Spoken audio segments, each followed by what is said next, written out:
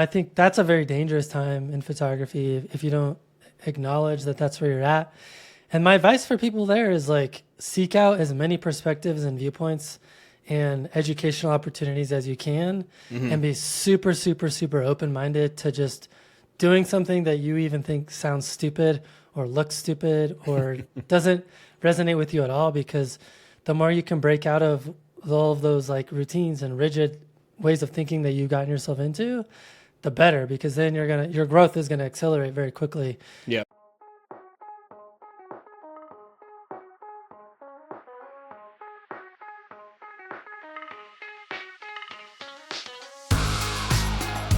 Well, hey everyone. Welcome to episode 415 of F-Stop, Collaborate, and Listen. I'm your host, Matt Payne, and today's episode is something a little different and very special. Over the past 8 years, this podcast has been all about diving deep into the journeys and wisdom of others in the world of photography. But today, the tables have been turned. In this retrospective episode, I had the honor of being interviewed on my own show by none other than Nick Stover, creator of nature photography classes and past guest of the podcast. Nick brought a thoughtful set of questions to the table, guiding me through reflections on 8 incredible years of producing over 400 episodes of F-Stop, Collaborate, and Listen. Together, we explore how hosting this podcast has changed me as a person and as a professional photographer, my favorite moments and lessons learned, and even a few surprises and challenges that I've encountered along the way. We also discuss what I've done right and what I might have done differently, and how I've navigated the ever-evolving landscape of podcasting. You'll hear my thoughts on why this podcast has endured while so many others have faded, and my hopes for the future of the show. Plus, I share advice for photographers at every stage of their journey and reflect on the legacy that I hope to leave behind. This episode is a heartfelt look back and forward, and I couldn't think of a better way to celebrate this milestone. So, grab a coffee and join me and Nick Stover for this unique and reflective conversation. Well, I want to say welcome, Matt Payne, to your podcast. Thanks, Nick Stover. It's great to be here, and thank you for coming up with this idea. I think it's going to be a lot of fun. Yeah, no, I think it's good. So, surprise, this is actually going to be a roast. So we've assembled some of your worst memories, bad things you've said, some of your worst and biggest critics into a roundtable discussion, and they're all going to come on live. We could save that for episode 1000 maybe. So I don't think we have enough time for that. We can do it as a multi-part process. So true, which is good. So yeah, so for those of you joining us this week, Matt will probably give some lead in. This is a retrospective. Today's podcast is to celebrate none other than Matt Payne himself and all of the work he's put into F-Stop, Collaborate, and Listen over the years. So over the course of our interview today, we're going to be interviewing Matt, a whole series of questions about different facets of him, what went into the podcast, what goes into him as a human, things I've been thinking about for a long period of time. So with that, my first question for you, Matt, would you rather fight a chicken every time you get into your car for a year, or fight a gorilla one time and just be done? Wow. I think I'm going to go with chicken. Yeah? I think I would not survive the gorilla if I think it could destroy me. Yeah. I think if you could anticipate some of the chicken's like antics and movements, it could be a little easier to fight out and get used to it maybe become numb into the pecking or something else. But I'm not sure. Well, a good friend of mine actually owns a chicken farm and sends me videos all the time of them carrying around chickens, and so chickens are actually pretty cool if you get to know them. Yeah. So, well, I won't be putting any chickens in your car or anything else, or gorillas on your front porch, so you're good. I super appreciate that. Yeah, no problem. So, first and foremost, how has hosting made you a better human? Man, well, I hope it has made me a better human. I feel like I'm a better human. I think the biggest thing that it's done for me is that it's forced me to embrace different viewpoints and different perspectives. And one of the things that I've kind of embodied in the way I think about other humans over the last 8 years is I tend to give a lot of people the benefit of the doubt before I try to, make an explanation of behavior that I see, and like that kind of frustrates former coworkers because I was a director over a large number of employees, and I had managers who worked for me, and I was always like, they're like, stop making excuses for other people. I'm like, well, no, it's like, let's think about like maybe there's a good reason why they didn't show up today, or things like that. And so I've always assume positive intent.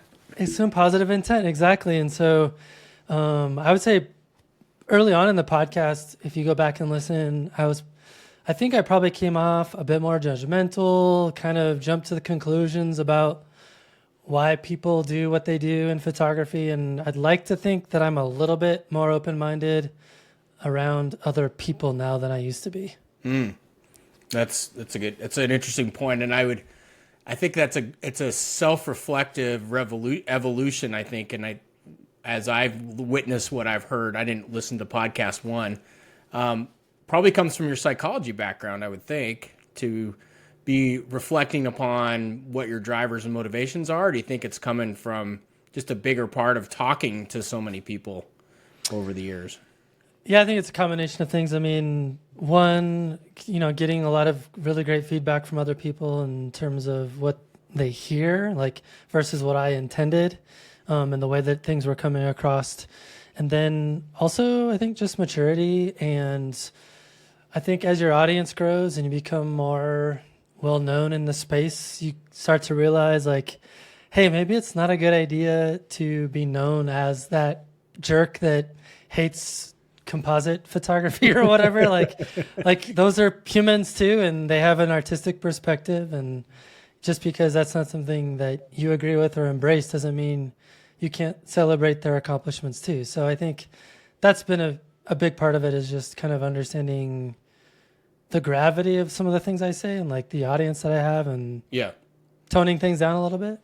Okay, that makes sense. So speaking of toning things up, I always like to think about metrics. I liked your metrics in your newsletter last week, number of images you've taken each year. And I think it's a good indication of the amount of time we can devote to the thing. But some of the metrics for those people that maybe this is the first time they've listened or they've been a long time, all time, you've had 1.5 million downloads of the show.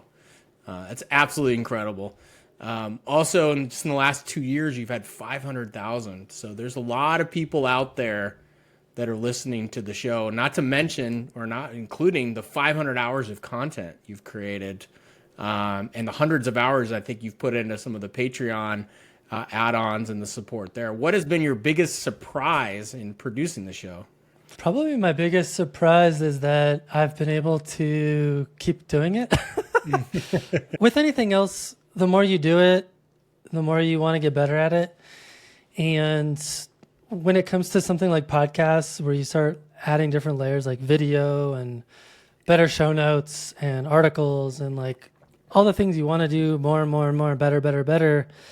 Of course, that just means more and more work, right? So I think just the biggest surprise for me is that I've been able to stay motivated over the last 8 years to continue. Yeah. Well, I think we're going to get into some of the consistency and some theories there, but I think that goes back into, what I'm curious about. I think a lot of people are is based on how busy you are from an external perspective, co-founder of Nature First, the NLPA awards, which continue to take off and grow, spending 90 days a year now teaching out in the field, doesn't even include the number of days you've traveled to and from.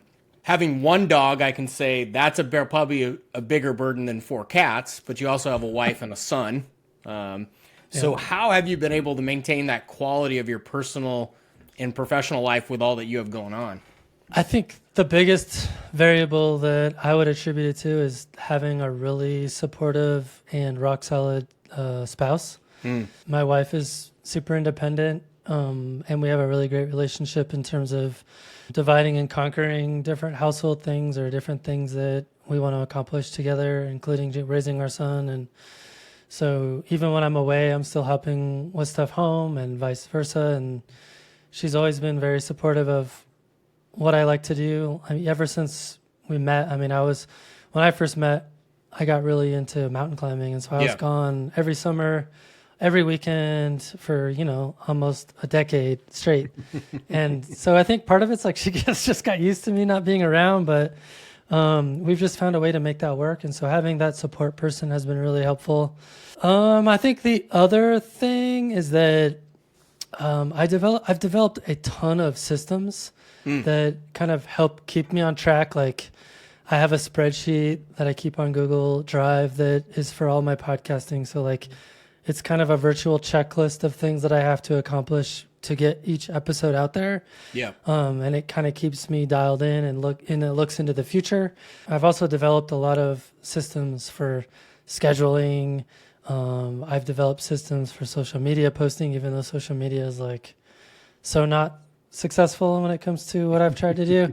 That's a whole other area of frustration. But yeah, I think just having consistent workflow has helped a lot. And then, when it comes to getting everything done, I tend to prioritize based on kind of what is driving the most anxiety. Mm-hmm. So on one week, it could just be like getting ready for the workshops that are coming up. On another week, it could just be like fulfilling book orders for NLPA or doing marketing or all the things we have to do for NLPA. Yeah. Nature First doesn't really take up a ton of time anymore because it's mostly dead. I still promote it on other podcasts and things like that, but in terms of administrative work, it's zero. Yeah. And then, my son I guess that's the other thing too. My son is very independent. Like he can cook for himself. He's almost never home. Like he's got a job and he is busy. So parenting's not super time consuming either. I mean, people might be surprised, but I watch baseball. I think, so I'm a San Diego Padres fan, long story there, but I think I watched almost every single game when I was home last year. Yeah. I also love to watch movies and watch TV, and I play video games a lot too. So like, despite all that, like I still have fun. Yeah. And you sleep 3.4 hours a night, right? I think I got 7 hours last night. Oh, big night. Okay, got it. It's the weekend, so that's good. Yeah, I know. Oh, that's good. So yeah, I'm such a Sally for my sleep, but that's a whole nother discussion. So, we talked about some of the surprises. I think my biggest disappointment in the show is that probably not all of your listeners understand. Stop, collaborate, and listen. Ice is back with my brand new invention. I mean, that has to be one of your disappointments too, right? I think it's more like it's almost like a Easter egg when someone tells me they get it. Got it. Okay. Yeah, I don't get disappointed. It's more just like, oh, they get the joke. That's cool. Yeah. And I can take zero credit for it. That my wife came up with the title, but I like it because it's kind of it's double entendre of sorts. Yeah. So for those of you that don't know, the song is Ice Ice Baby by Vanilla Ice, and it was, probably my favorite song when I was in 6th or 7th grade, which I, won't admit to some of the other songs that I liked out there, but it's definitely good. I caught it right away. I was like, that's good. I like the creativity. But in a serious perspective, like what are any disappointments you would be willing to share with us, as you've kind of built and continue to do what you're doing? I think my biggest regret is not trying to track metrics. Like I didn't put a whole lot of thought into future commercialization aspects of the podcast. I think early on, it wasn't necessarily that hard of a lift. Like I wasn't hardly editing the podcast. I mean, if you go back and listen to the first 40 episodes, you can tell the quality wasn't great or as good. And so I learned a lot along the way in terms of improving the show. But with that comes time commitment, right? Yeah. And effort. And I think it would have been smart to think a little bit more strategically about how I could have positioned myself to grow the show.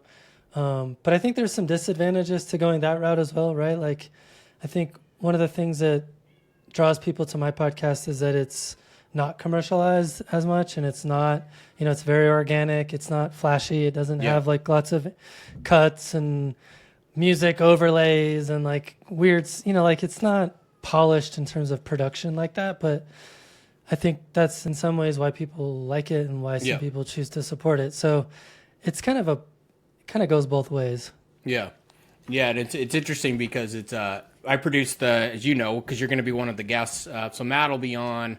Well, sorry, I'll digress. I run nature photography classes, and I put together a speaker series this time of year every week. And I review, and Matt's going to be part of the Sense of Place speaker series in April, along with Wayne Suggs and Adrian Klein and Francisco Gola. So it's going to be a great series. And I review the surveys after every single workshop we have, or every single speaker. And inevitably, there's always one hater out there where we can get glowing. So I had Albert Dross on Saturday. 96% of the people said, absolutely top of the game. One of the best presentations I've ever heard. It was fantastic. We had one person, of the 150 people that did the survey, one person that wanted to let me know how horrible he was. And I think it's a similar thing when I read some of the reviews you have people, and one of the things that struck me with one of the people that didn't love your work and everything else was this is an entertainment show for them.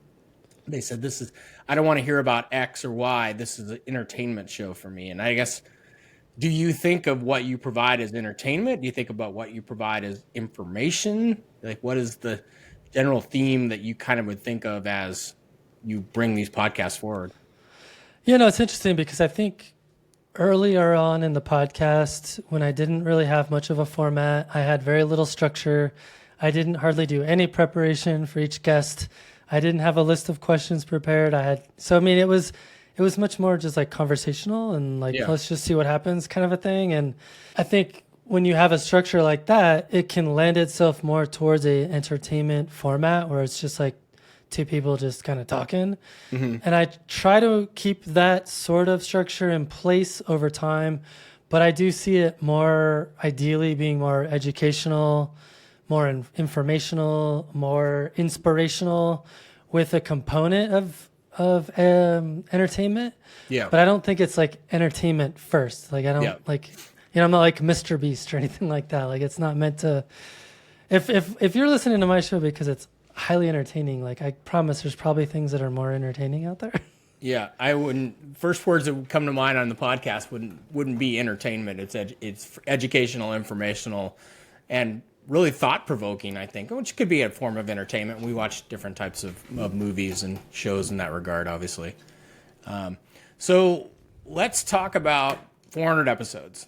Huge milestone, 8 years of producing a weekly podcast. I mean, that dedication to doing it. What do you wish the podcast would have accomplished that it's kind of yet to actualize? Oh, man. It's interesting, right? Because I think part of... in my response, there's going to be a little bit of kind of checking myself for perspective.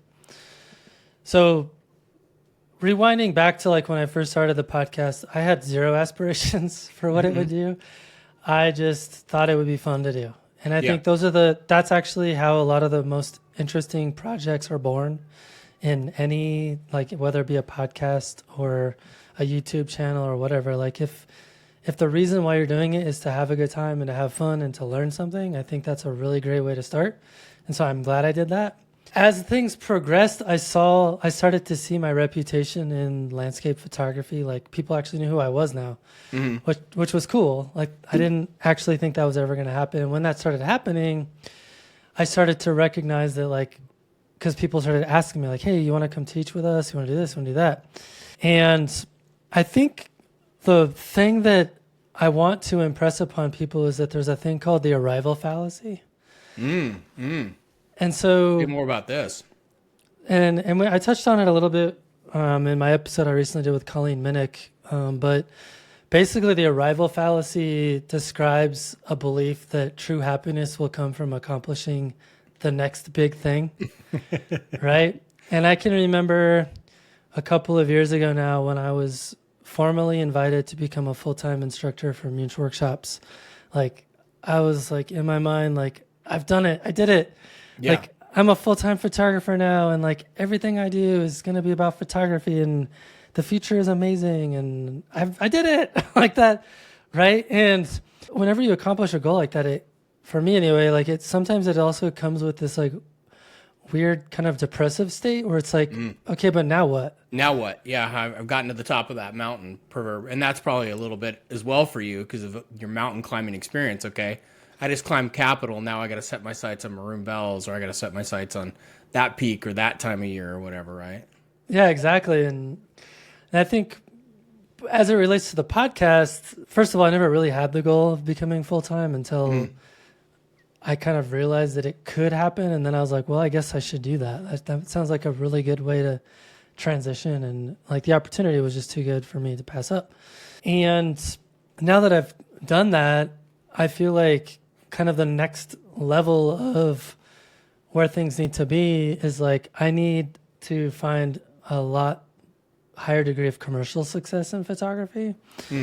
And I don't necessarily think that's a healthy mindset to be in, but I think it's based on the fact that when you're putting in, you know, hours and hours and hours and hours of work into creating something and you think it's of a decent quality and lots of people are telling you that they like it, you would think that there should be a fairly easy mechanism to convert that into something that pays you.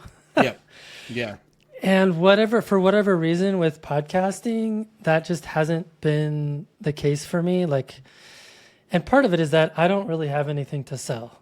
I mean, I have the NLPA, which is helpful, but like we don't actually make money off of NLPA. Like we pour all the money back into the project. Yep.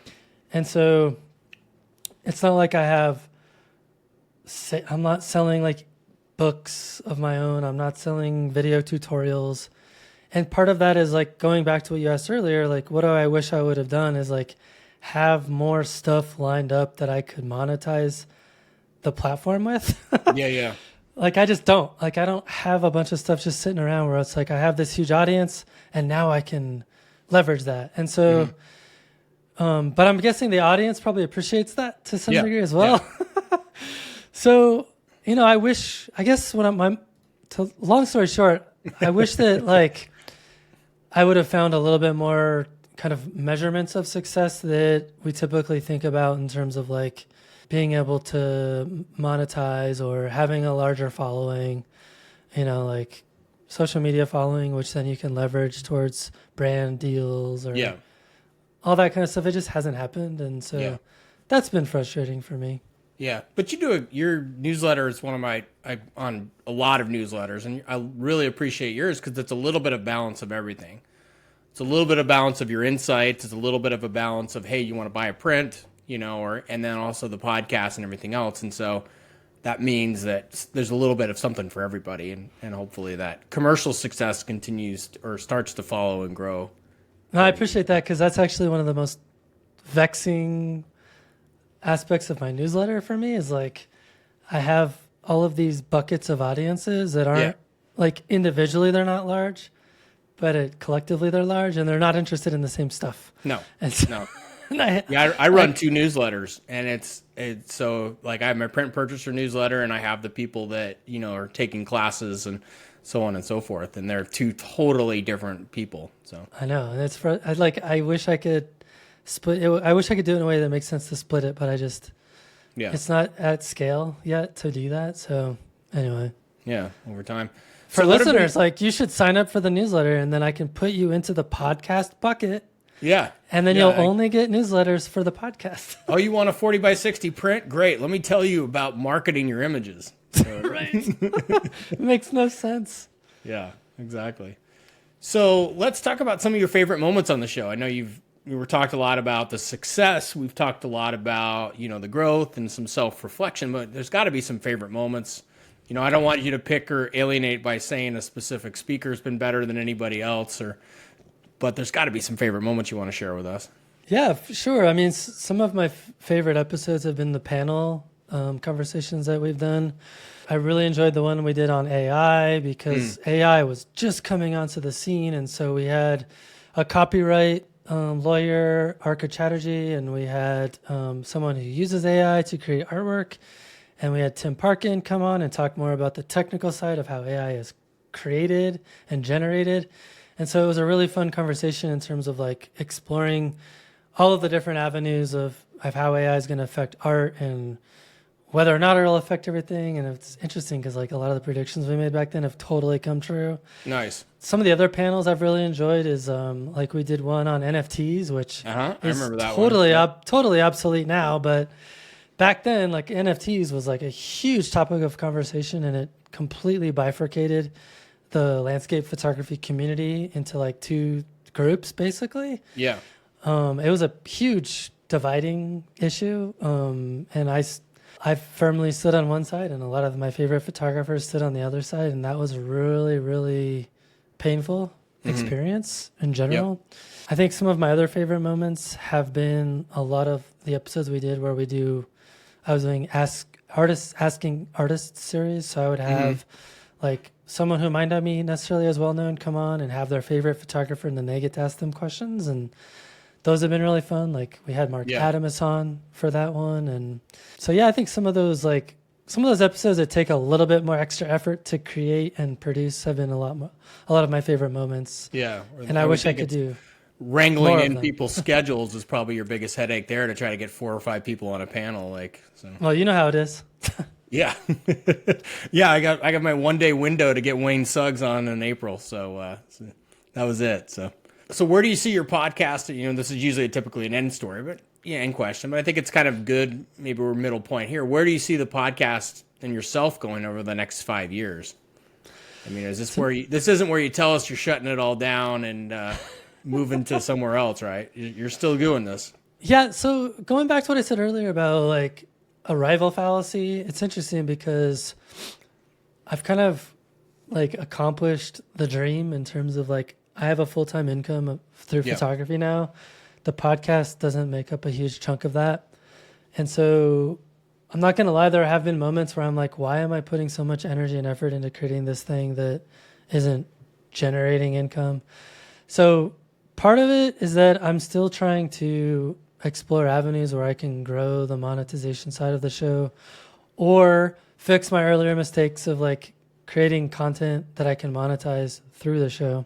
Yeah. But I have no plans of stopping. I'm continuing to grow the episode numbers.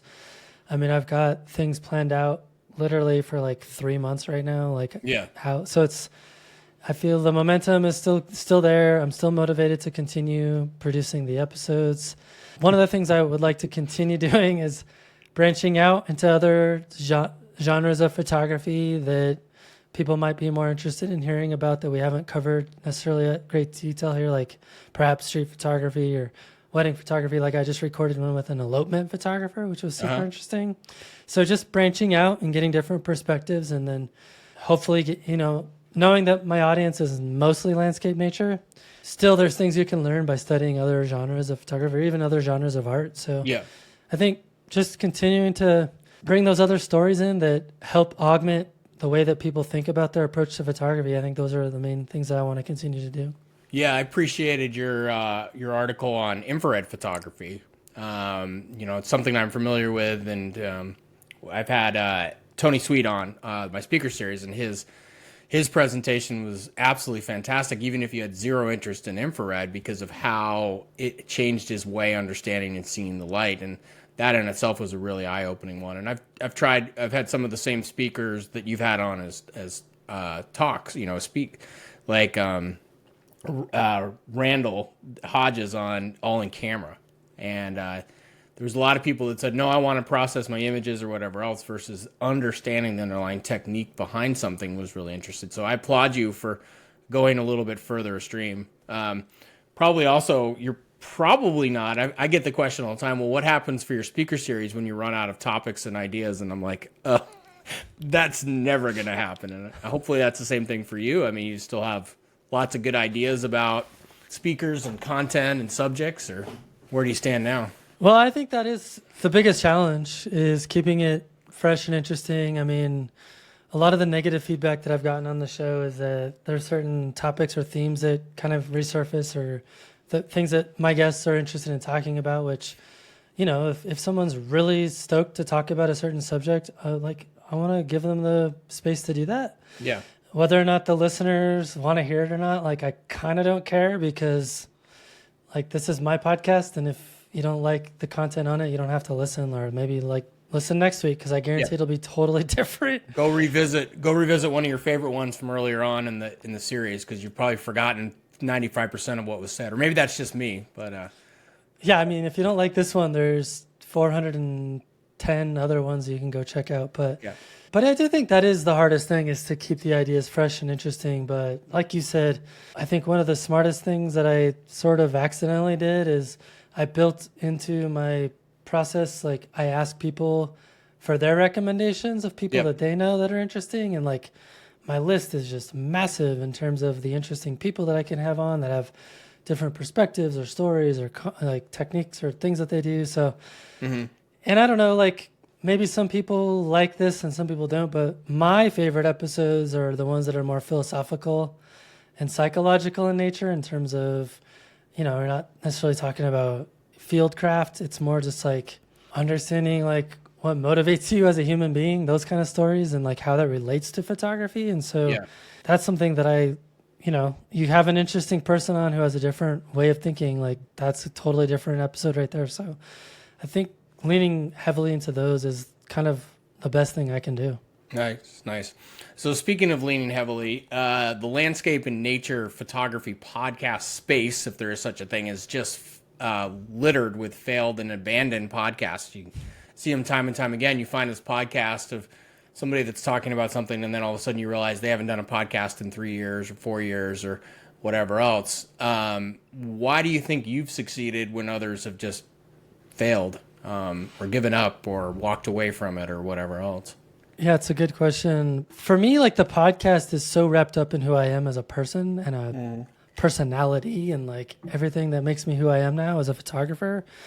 And so I feel like if I were to abandon the project, it would almost be like cutting off one of my fingers or one of my hands or something like that. Like it would just not feel right.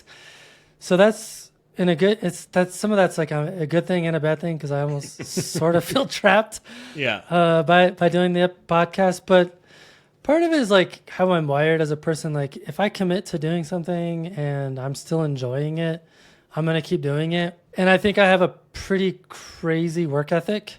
Yeah. It's just something my dad instilled in me. Like he's the kind of guy that he worked for the same company for 30 years kind of a thing. Like even though he probably could have made more money, like he was committed to working for these people and enjoyed working for them. And so like, why upset the apple cart kind of a deal? Yeah. So I don't know. The other thing is like why people do it to begin with. And I think that's a really important thing for people to think about, which kind of goes counter to what I had talked about earlier in terms of giving my earlier self some advice. But if you're creating a podcast because your ultimate goal is to make money or to sell workshops or to monetize something else you're doing, like it's probably not going to last a really long time, especially if you realize that it's not achieving those goals anymore, or it's not achieving. It's like the time you put in.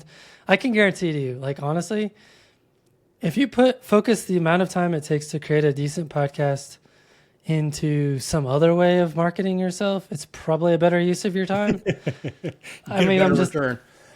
Way better return on your time. And I think a lot of people realize that over time. They're like, man, that podcast just eats up so much of my time, but I'm not getting a lot of return on investment. Yep. So I think a lot of people come to that conclusion and they're like, well, I guess I'll just stop recording. Yeah. Which is too bad, because I think there's been some really decent podcasts out there that have kind of come and gone. And yeah, for sure. Yeah. And it's frustrating too for people like me who actually do have a podcast, and I want my podcast to succeed and I want people to know about it.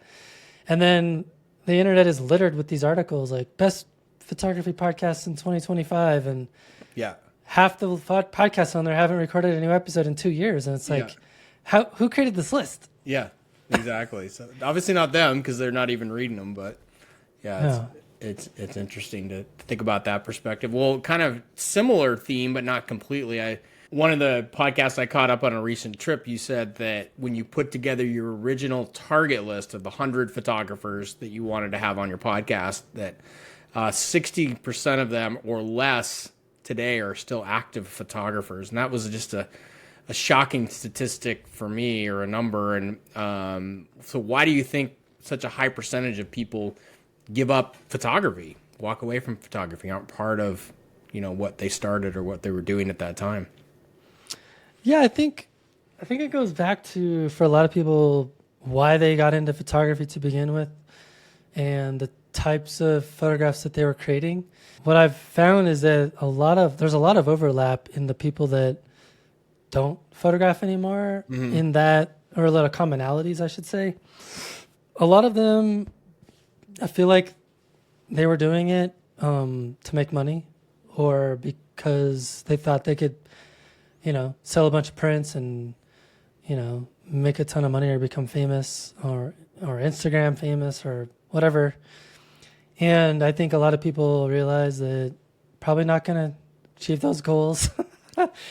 And, if you're photographing the same types of scenes that everyone else has already photographed before, I think for a lot of people that approach to photography becomes stale and boring and doesn't check the boxes. It's not as engaging anymore. Yeah. So I think people fall out of love with photography either because they don't find it interesting anymore, or they didn't necessarily discover an approach to photography that keeps them happy and stimulates them emotionally or psychologically or whatever. And I think once, if you're not getting money out of it and it's not making you happy and you're not having fun, you're not going to keep doing it, right? Yeah. So yeah. I think for a lot of those people, like, that's kind of what happened, and they just stopped doing it. And it's kind of sad because, like, some of them were pretty amazing photographers, right? Like, I mean, you've got like people like Ted Gore.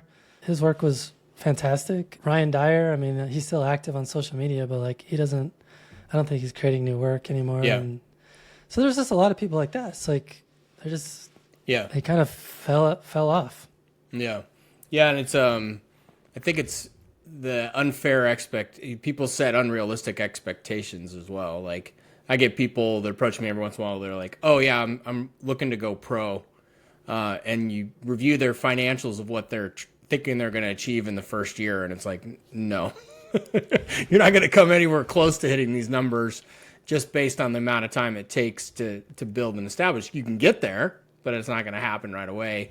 And I think that's an unrealistic expectation a lot of people have of what it's going to get, or what they're going to get out of photography, which maybe to a degree comes into, that exploitive nature you've talked about with people that are out there exploiting nature for their own personal gains versus the actual kind of spiritual or deeper connections they feel within there. And I'm not accusing any of those people, but I'm, definitely. No, I was recently sent a link to an article that Cole Thompson wrote. And he was talking about I think the title of the article is "What Would You Do to Become Popular?" And it was a good article because he talks about, like, when it comes to art and photography, you can either choose to do what's commercially popular or choose to do what makes you happy as a photographer. And for most people, there's not a ton of overlap there. There can be. I mean, in my case, like, I still enjoy to photograph things that can be commercially popular, but for the most part, I don't chase that stuff. And so I feel like if you really want to become commercially successful in landscape photography, for most people, that means doing stuff that they probably aren't that excited about or interested in, or don't want, like, they get bored of it. Yep. And so I think it's really difficult to make it commercially as a landscape photographer and stay super engaged and interested in taking photographs, unless you're one of those people that just never gets bored of photographing stuff everyone else has already done before, right? Yeah. So I think it's a challenge that we face. Yeah. Yeah, I think and it goes a lot into creativity and other philosophies, but yeah, I haven't gotten bored of photographing mud cracks, and I suck at it, but I'll keep doing it. So same. Yeah, I'm the same. I'm trying to channel my best Sarah Marino, and it doesn't work. So, but that's either here nor there. So let's talk about, after talking to over 400 guests, I'm imagining you've received thousands, if not tens of thousands, of messages and emails on social media from listeners. What advice might you offer to someone? And we're going to break it into 3 parts. In the beginning of their photographic journey, maybe somebody's in that middle part of the photographic journey, and then someone who finds themselves as an expert photographer. Because maybe the advice that you're going to give the beginner is the exact same as you might give an expert, or maybe it's, a little bit different, or somebody's in the middle part. So let's talk about it, because you obviously, for better or worse, and I think for the world it's better, you've done that journey. you started as that beginner when you probably started the podcast a little bit before, and now you're, seen as and recognized as for who you are as an expert. So not everybody's done that full amount. So I'd be curious to see your insights, advice for each one of those stages. I love it. So for the beginner, I have two very kind of opposite ideas of advice. So the first one is to disavow the idea that you know everything or that your photography is really, really, really good or interesting or special.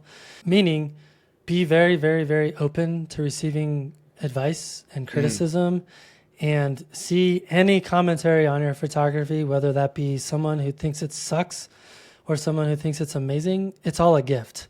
It just depends on how you receive it and what you do with that information. Because if you let those negative voices, if you ignore the negative voices, which for the most part, a lot of that stuff, there's a lot of kernels in truth to what people are probably telling you. You're going to stagnate. It's going to take you a lot longer to improve because you're going to say, well, actually, I think this photograph is really good, and I'm going to ignore that feedback. On the flip side of that, I think it's really important to not put too much credence into what other people are doing or saying. And what I mean by that is like follow your passion and like experiment a lot and fail a lot and like see it all as just this huge opportunity to learn and grow and to figure out who you are as a photographer, what you're drawn to, and avoid trying to do what other people have already done if you can. Yeah. Because I think that's the stage of photography that a lot of people get stuck in and eventually decide photography is not for them anymore because they don't kind of get over that hump, which is it's a tough one to get over. No, for sure. Yeah, I tell people on the beginner journey, it's kind of similar to what you're saying, is to take some good photos, you got to take a lot of bad photos. And that's, and I've taken way too many bad photos to get a couple good photos, but I still do. Yeah. That's crazy. Part of what we do, man. And it's all about the middle journey people. Yeah, for the middle journey people, I think that's where things become really dangerous because I'm sure you've seen like that Dunning-Kruger effect or whatever, where like you've been photographing for a year or two. I know everything. I know nothing. Yeah, that thing. Like that's where people are at in that phase, and I was in that phase too. And man, I was like, oh, I know everything. I'm so good. Like I've got a 14 to 24, and I've got a filter kit for it, and I can take the best photos on earth. And like what I see with a lot of people in that phase, like they've kind of figured out the technicals. But then they get so wrapped up in kind of like identifying themselves as a photographer and like being a really good photographer that they shut themselves off to being open to how to become better. Yeah. Or considering other approaches and then you get tunnel vision and then your work super stagnates and all starts to look the same and it's very formulaic and I think that's a very dangerous time in photography if you don't acknowledge that that's where you're at. And my advice for people there is like seek out as many perspectives and viewpoints and educational opportunities as you can and be super, super, super open-minded to just doing something that you even think sounds stupid or looks stupid or doesn't resonate with you at all, because the more you can break out of all of those like routines and rigid ways of thinking that you've gotten yourself into, the better, because then your growth is gonna accelerate very quickly. Yeah. And I lived in that space and didn't follow that advice probably for 4 years. Right? And my work did not progress at all. Yeah.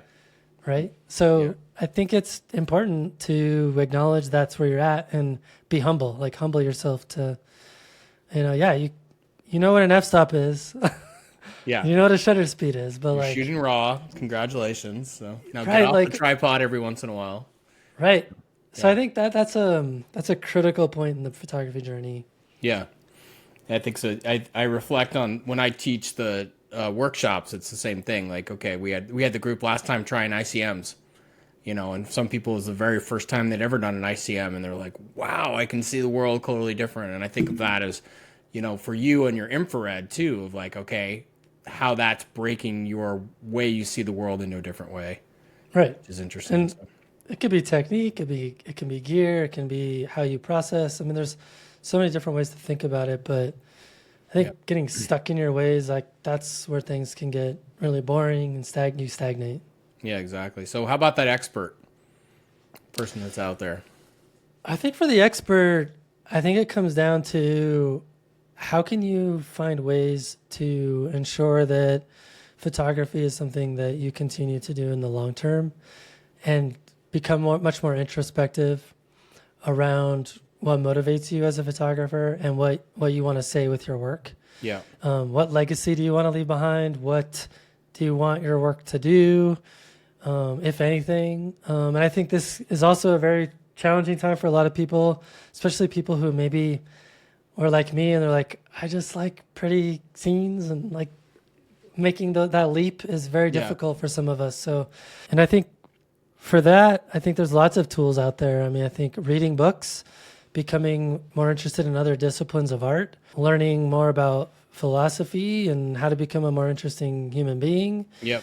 And I think that's a very interesting and fun place to be as a photographer, but it also can be super frustrating because if you're like me, you're constantly bombarded with kind of imposter syndrome. You're constantly bombarded with how come that person has 1 million followers and I don't? Like there's all of these things where you're like, hey, I figured it out. I know what I want my work to do. I know what I want to say, but I don't feel like I'm there yet. And so that's a tough place to be. Yeah, it's a tough place to be, and I've found myself even at times in there having to go back and revisit, or needing to go back and revisit some of the inspirational things that I maybe touched in the earlier points in time, or revisit the early stage work that I did. And sometimes that is like, oh, that picture I thought was the best thing ever is actually totally garbage because the only thing I was seeing on that particular day was the achievement I'd had in hiking up to that place or getting up at 1 a.m. That's what made that image special. Not the fact that there was actually good composition or good light or good processing. But also then like going back through the portfolio and being like, okay, I didn't know what I was photographing then, but my instincts on composition were actually right. And that actually is a pretty interesting image. And I think of Bruce Barnbaum, I had him on a year ago about, and he talked about that he's got a brand new book coming out, or by this point in time it's out, and I think it was, I'll quote it wrong, probably 75 to 100 images that he had discarded over the years in his actual darkroom process is not good enough, and some of these images were just spellbinding, and I think that was a great example of somebody that's been doing photography for 50 plus years to have that courage to go back and look at their early work as well, which is great. One of the things that I want to do is get back to my roots as a photographer. Like, I have a really interesting opportunity this summer because I have a nice stretch of time where I don't have commitments. Yeah. And I'm thinking about like dedicating a big chunk of it to like crazy mountains in Colorado and just getting back to kind of what ignited my passion for photography to begin with, but see if I can capture it in a way that's completely new based on my new kind of way of seeing the world. So I think I'm excited for that. Yeah. That's fascinating. Well, I can't wait to see the project, the projects, because we already have one that we're talking about. All right. So you mentioned something in the early part, or in the latter part of this thing about leaving a legacy or thinking about your legacy. And I would, so Guy Tall and I have had some great discussions about legacy because I've challenged him and said, Guy, you're going to leave a legacy whether you want to or not. And I think he's leaving a really powerful legacy. So invariably, you can choose to live a legacy that may not be what is actually remembered, or you can choose not to. But what legacy do you want to leave behind, Matt? Yeah, I think ultimately the thing that I would love to be remembered as is someone who built community and offered people pathways through which they could enrich their life through photography. And then through my photography, I would love for people to have a strong appreciation for nature and for the places that I personally have grown to love as a photographer. And, I think oftentimes we talk about what we want our work to say, and I think a lot of people overcomplicate it. For me, I want my work to say, like, these things are interesting, these things are beautiful, and these things are worth protecting and investing in and preserving for future generations. And so it doesn't have to be much more complicated than that. Yeah. It can be a simple, it doesn't have to be overly complex to be a impactful legacy or message you're communicating as well. Right. Which is good. So speaking of messages, let's play a game here of 2025 Matt Payne is going to tell 2017 Matt Payne what piece of advice. Don't worry about hair care products. That was already long gone by Yeah, then. exactly. So yeah, it's not coming back, pal. I think this is going to sound funny, but I think the biggest piece of advice I would give myself is to put more effort and energy into the things that grow or could grow and or provide you with positivity in your life, whether that be relationships with other people or connections with other photographers, but also thinking about like building email lists and like things that can grow over time. Mm-hmm. Versus spending so much time caring about what other people think, caring so much about what other people are doing, caring so much about how you can fit into what other people are doing, like focusing more internally on how can you become better. Yeah. And I think that would have aided me quite a bit. Yeah. Yeah, I think one of the things I've noticed in talking to people, so most of my audience is retired, which is great because they have time to work on their photography. They have time to reflect and think on their photography. And they're also at that second half stage of life where a lot of them are more introspective. And that's, one of the pieces of advice that one of them shared with me recently was I didn't need to know what I was going to do with an image when I took it or after I took it. And over time, things became clear. And I think that's like, I was drawn to, or I think Cole Thompson's a great example. If you started taking pictures of power poles or pictures of clouds, and then all of a sudden he built a project or portfolio around that particular aspect. And I think that's a powerful thing. Like, why am I taking a picture of this? Doesn't always need an answer. And I thought that was a good one for people early, or if you get into a rut too, like, ugh. I don't even know what I'm doing. Just keep taking photos. Yeah, for sure. Conversely, what would Matt Payne of 2017 tell Matt Payne of 2025? The younger Matt is now advising older Matt. What I think that person would tell me is go back to your roots and stay connected to the things that initially brought you passion and really put energy and effort into those things without the expectation that it need to produce anything. Mm-hmm. Yeah, good advice there. Yeah, my so the Artist Way book, which I've talked about when I was on your podcast, and I just love it. And I think you have to write a letter from your younger self to your older self. And the two things I said in my letter is, A, don't worry that your handwriting is horrible. There's this thing that's going to get invented called texting and computers. You're going to be fine. And B, don't worry that your art sucks because you're going to become a photographer and you don't have to have good drawing skills. And those two things help me. So, because my handwriting is still horrible and same. I can only draw stick figures. So, yeah, I'm not a very good drawer myself. Yeah, exactly. So let's kind of, we're wrapping down a little bit towards the end of our time and your schedule and my schedule. So how do you think you going pro? Whether it's arrival fallacies, whether it's actual realities of who you are, you're out there teaching, you're out there leading, you're, being a thought leader within the industry between LNLPA and what you do there and writing for On Landscape, et cetera, et cetera. So what has changed? What do you think has changed and what you're trying to receive from the show, personally, now that you've kind of made it, so to speak? Yeah, I think I'm much more tapped into how I can get little tidbits or valuable information or insights on my business practices, my approach to photography, and the way I think about photography. Like, I'm totally honed into those concepts when I do my interviews now. Mm-hmm. Whereas earlier on, I was more just like, man, I got to get through this and not make any mistakes. Like, I was so worried about the technicals of everything. It's similar to like how photography works too, right? Like, yeah, Once you can get over the technicals, then you can actually think about the stuff that really matters. So that's the thing that I think I'm most excited about is really just gleaning some of those like small little insights that I can kind of weave into the way I approach my own photography. Yeah.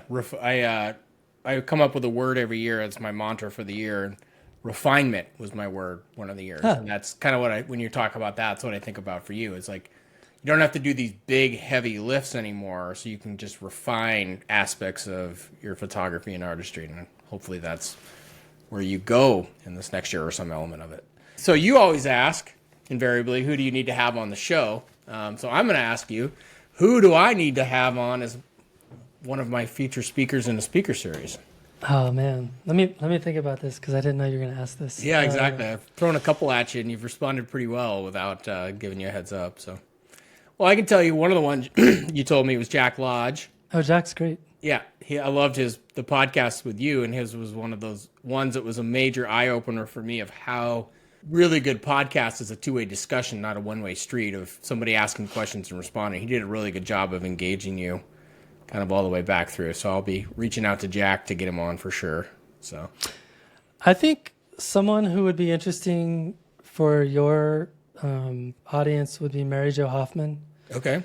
I did a podcast with her on the power of dailiness. And it was one of my favorites because she just talks about like throwing out the idea of perfectionism and like just staying focused on like making minor, like just staying committed to something every single day or every week or whatever, like through the process of staying engaged with it in that way, you're going to make improvements over time in your artwork or in a podcast or whatever it is. So I really liked that conversation quite a bit. That was a fairly recent one.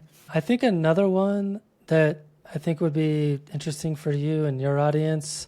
I don't know if you've had Matt Beatty on, but he does platinum palladium printing down in Flagstaff. Okay. I think it's called Hidden Light. And he's just really fun to talk to and has lots of really great thoughts on printing and, you know, like getting things ready for print and thinking about the print. So I think that would be a really good one too. And there's lots of people like that you could weave into that, like Michael Strickland or people like that. So I think a printing focused class would be pretty interesting. Okay. Yeah, that's a great recommendation. And we're actually, I get a lot of feedback on printing and advanced printing because we have, you know, a lot of the audience we have is the same ones you'll see in the NLPA books.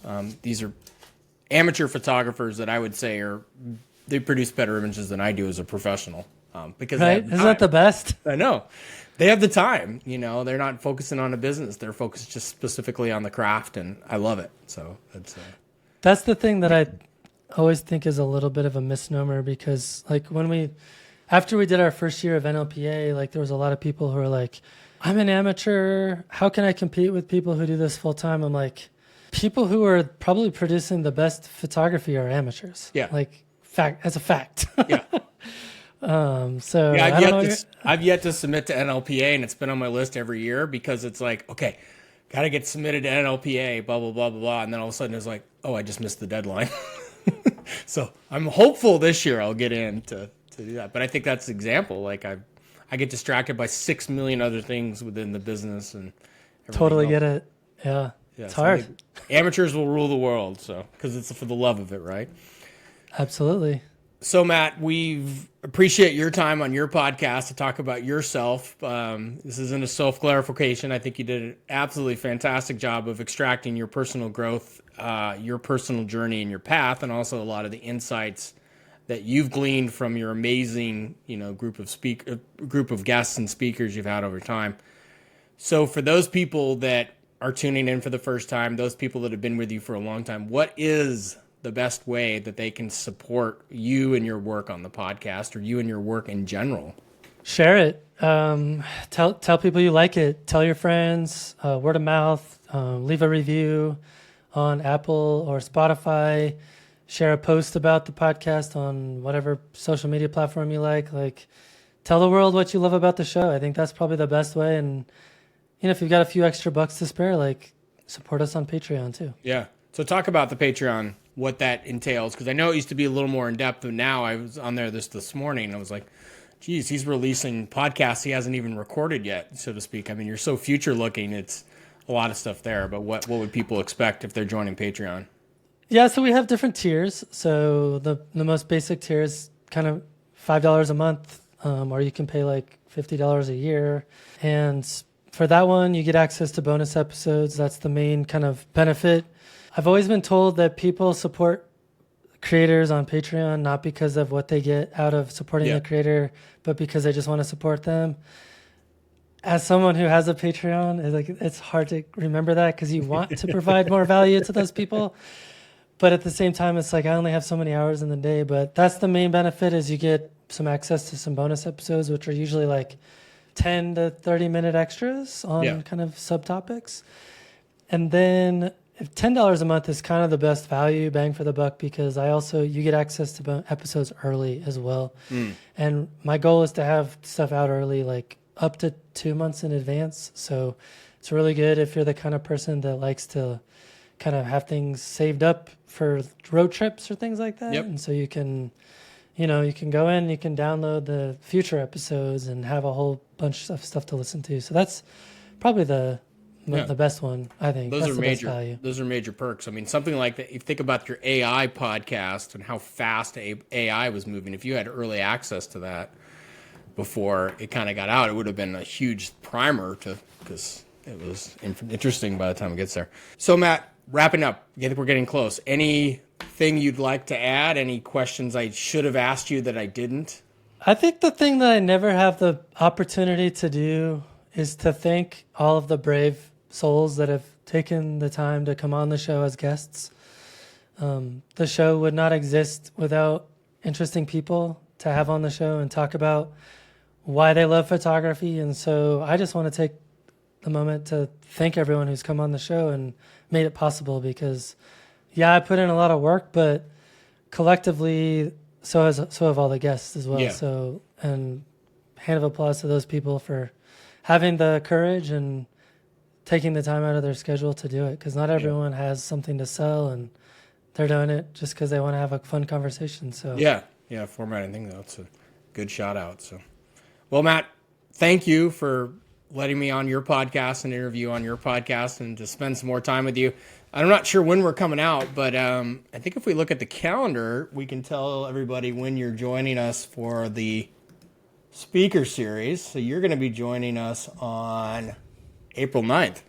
Yeah, so I'll make sure this comes out before then. Perfect. So, so I'm excited to have you on. I've been wanting to have you on for a while and coordinating schedules and the right topics. So it should be absolutely fantastic. And that's where people are going to have an opportunity to support you because half of the proceeds from the speaker series go directly to the speakers. They don't go to us. And then B, you're going to be able to teach live and video examples. And I can't wait to see what you come up with. So. Awesome. And what I love about your speaker series too is you ask each of us what nonprofit we want to donate to, which I think is a really cool idea.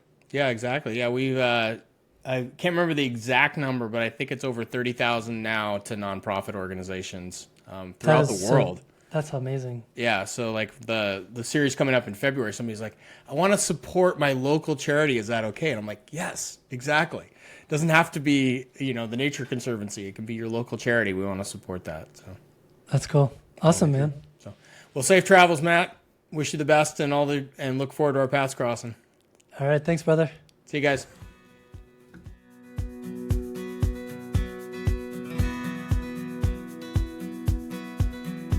Thanks for joining me for another great episode. A huge thank you to Nick Stover for flipping the script and interviewing me for this retrospective episode. It was such a unique experience to reflect on this journey and share it with all of you. Before we wrap up, I want to encourage you to check out Nick's fantastic online courses at naturephotographyclasses.com/speakers. Nick has created a wealth of resources to help photographers at all levels grow their skills and connect with a community of like-minded creators. Plus, I am thrilled to announce that I'll be giving a talk as part of his speaker series, so stay tuned for updates on that. As a special bonus for podcast listeners, you can use the code FSTOP for a 10% discount on future classes. It's a great opportunity to level up your craft and get inspired by Nick's thoughtful approach to photography education. Thanks for stopping in, collaborating with us, and listening. See you next week.